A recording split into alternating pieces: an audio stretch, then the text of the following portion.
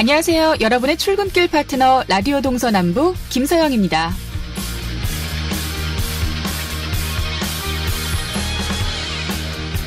전국에서 유일하게 고속도로가 없는 강원 남부, 경북 북부 지역. 이곳에 새로운 고속도로가 뚫릴 수 있을까요? 1997년부터 동서 6축 고속도로 계획으로 추진된 평택 삼척 고속도로는 20여 년이 지난 지금까지 평택에서 제천까지 구간만 개통됐을 뿐 제천에서 삼척 구간은 착공은커녕 아직 추진 여부조차 결정되지 않았습니다. 지난 4월에야 처음으로 제천에서 영월 구간에 대해 예비 타당성 조사에 착수했는데요. 예정대로라면 내년 1월에 그 결과가 나올 겁니다. 결과는 어떻게 될까요? 일단 정부에선 제천에서 삼척까지 총 4조 7천억 원에 달하는 막대한 공사비 때문에 고심하고 있습니다. 공사비에 비해 사업성이 낮기 때문이죠.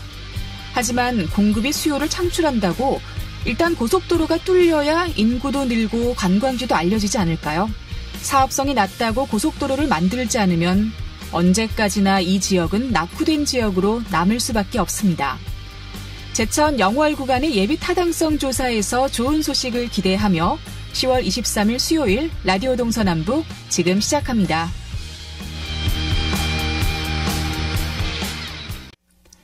라디오 동서남북 오늘도 아침 신문으로 시작합니다. 강원일보 이하늘 기자와 전화로 연결돼 있습니다. 안녕하십니까?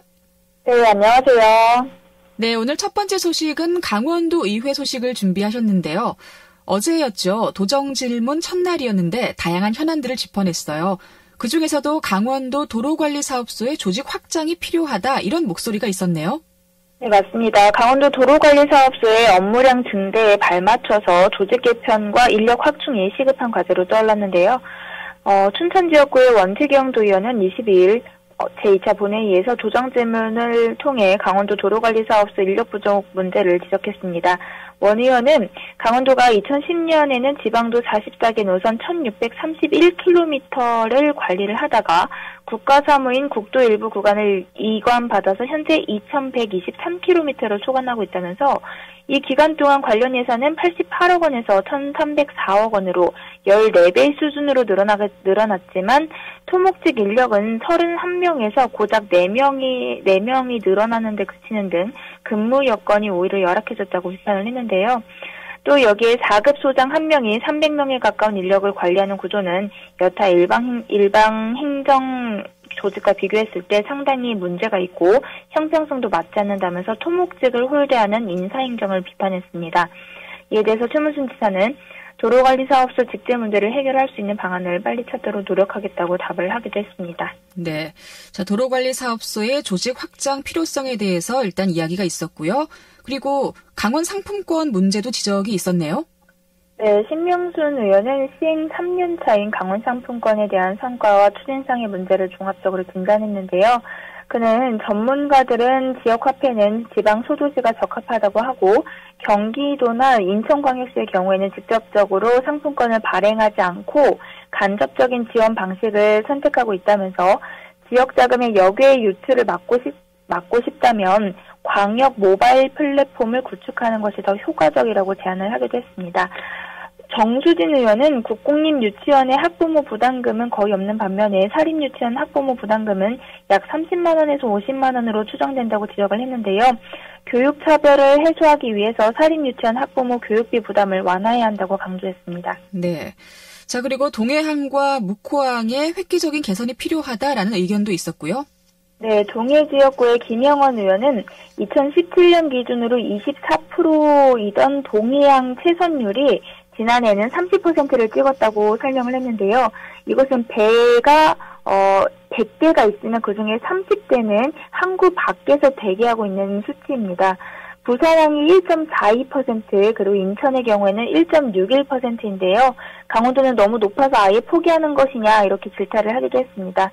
이에 대해서 최 지사는 채선율을 낮추기 위해서는 동해항 3단계 공사를 마쳐야 한다면서 우선적으로 단기적인 대책을 마련하겠다고 약속했습니다. 네. 강원 상품권 문제, 또 사립유치원 학부모 교육비 부담 문제, 동해항, 묵호항 여러 가지 돈의 현안을 도정 질문을 통해 짚어냈는데 여기에 그치지 말고 해결 방안과 대책이 좀 반드시 뒤따라야 할 것 같습니다.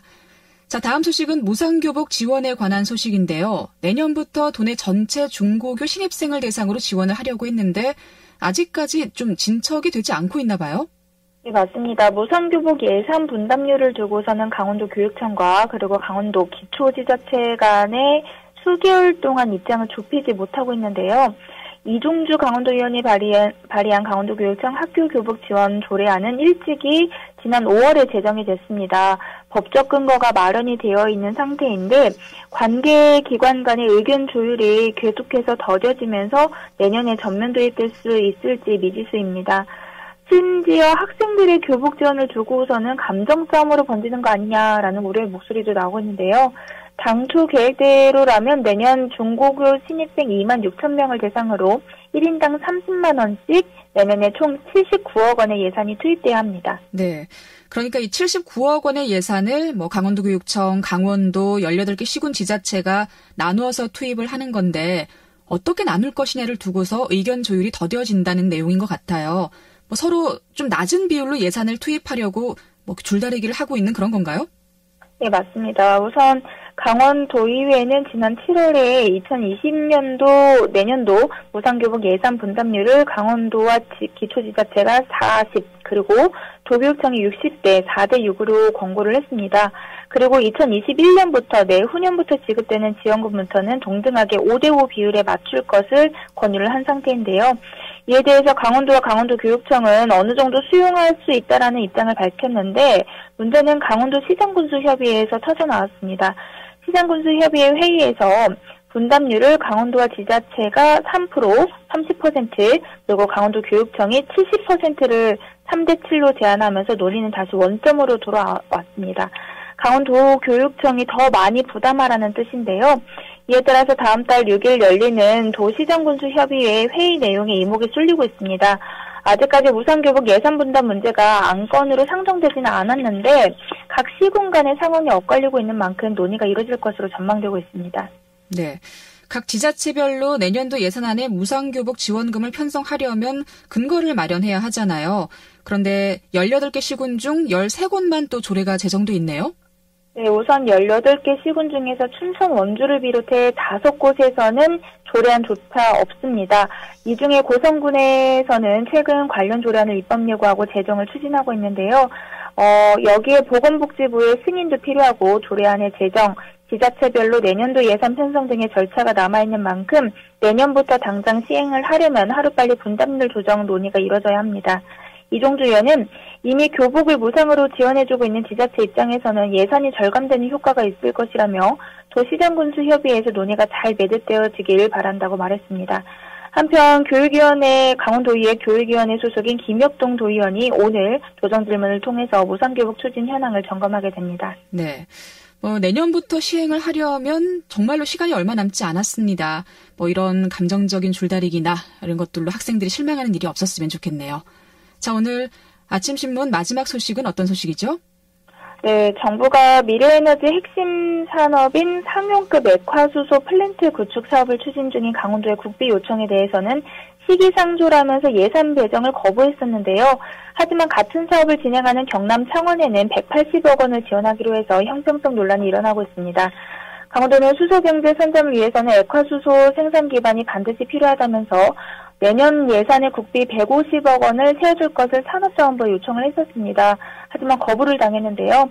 현재 국가 차원의 연구개발 수준의 액화수소 파일럿 플랜트에 대해서 실증이 진행 중이지만 생산성을 갖춘 상용화 기술을 아직 확보하지 못한 데다가 정부의 액화수소 상용화 계획도 2030년으로 되어 있어서 시기상조라는 판단에 따라서 예산이 전액 미반영됐다는 것이 산자부의 설명이었습니다. 네.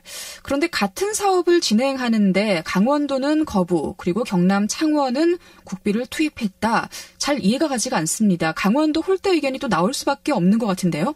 예, 맞습니다. 강원도에서 확인한 결과 경남 창원시의 경우에는 올해 정부 추경을 통해서 액화수소 실증 플랜트 구축과 운영사업 예산 180억 원을 확보했습니다. 강원도와 마찬가지로 아직 국내에 없는 액화수소 생산시설을 구축하는 같은 사업인데요. 경남 창원은 정부 승인을 받고 강원도 삼척은 반려된 것입니다. 이에 따라서 강원도는 오늘 문재인 대통령의 국회 시정연설로 어제 열렸던 문재인 대통령의 국회 시정연설로 시작된 국회 예산 심사를 통해서 다시 한번 국비 반영에 재도전할 방침입니다. 네, 같은 사업이라면 같은 기준으로 판단을 했어야 할 텐데 좀 의아함이 남는 것 같습니다. 자, 오늘 아침 신문 강원일보 이하늘 기자와 함께했습니다. 고맙습니다. 네, 감사합니다.